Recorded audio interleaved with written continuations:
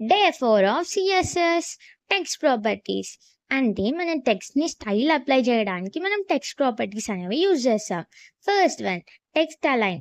Text align అంటే మన text మన వెబ్ పేజ్లో centre or left right use చేయడానికి మనం టెక్స్ట్ అలైన్ అనే ప్రాపర్టీని యూజ్ చేస్తాం.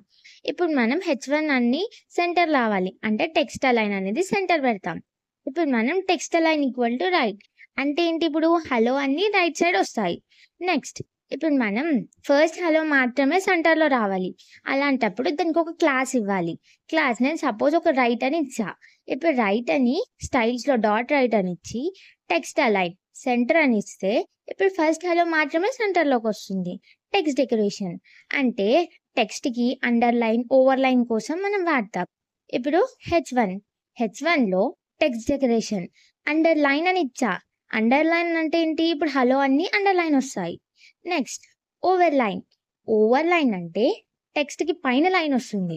ఇప్పుడు హలో పైన లైన్ వచ్చింది. నెక్స్ట్, లైన్ త్రూ అంటే ఇప్పుడు హలోకి లైన్ వస్తుంది. ఇప్పుడు హలో పైన లైన్ వచ్చింది. అలా కాకుండా మనకు సెకండ్ హలోకి మాత్రమే డిఫరెంట్గా రావాలనుకో, అలాంటప్పుడు నేను ఒక క్లాస్ క్రియేట్ చేసా. డాట్ లైన్లో నేను text decoration equal to underline అని పెట్టా. అంటే ఏంటి, సెకండ్ దానికి మాత్రమే అండర్లైన్ వస్తుంది. ఇప్పుడు థర్డ్ దానికి ఇంకో క్లాస్ ఇచ్చా. ఇప్పుడు డాట్ నార్మల్ అని ఇచ్చి text decoration equal to none అని పెట్టామనుకో టెక్స్ట్ డెకరేషన్ ఏమీ ఉండదు.